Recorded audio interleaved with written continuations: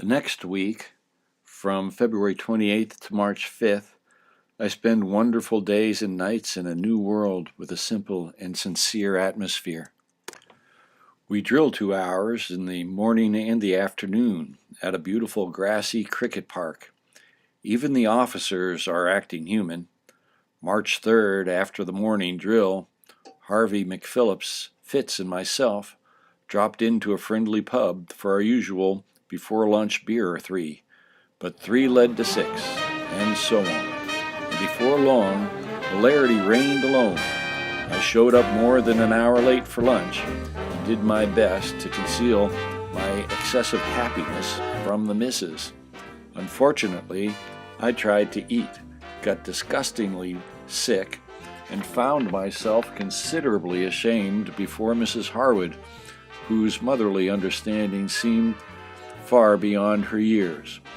Finally, I returned to the drill field, and to the annoyance of the skipper and other officers, took over my platoon in a spirited display of close-order drill.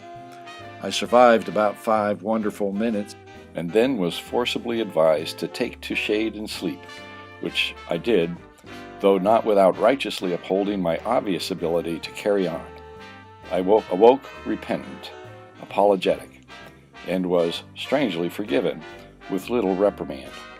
During this period, I met Connie, and in a rather remarkable manner. She was very pretty, well-built, congenial, lovable, and above all, smart as a whip. I dated her every night, and together we danced or walked or talked or just enjoyed one another. On afternoons and evenings, my favorite haunt was Mickey's Pub and its little bit of England.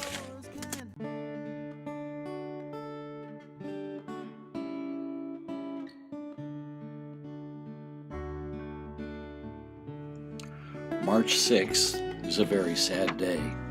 We're to leave very suddenly. Mitch himself says Java, but I am the only one other than the officers who know it.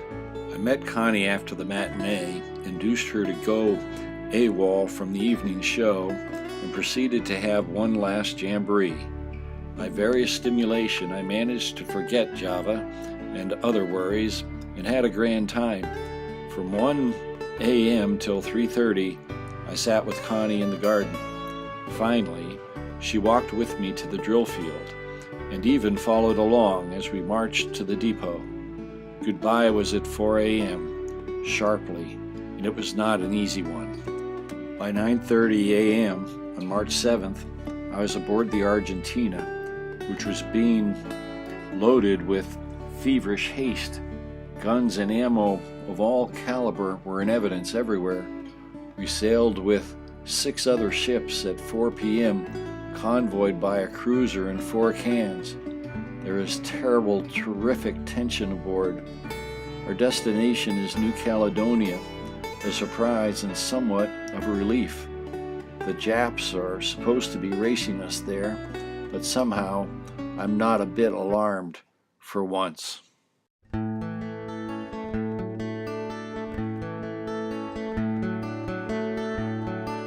Now when I was a young man, I carried me pack, and I lived the free life of the rover. From the Murray's green basin to the dusty outback, I waltzed my Matilda all over.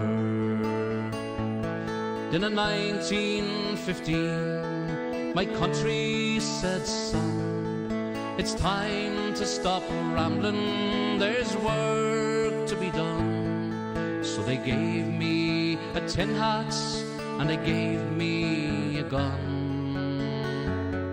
and they sent me away to the war. And the band played Waltzing Matilda as the ship pulled away from the quay.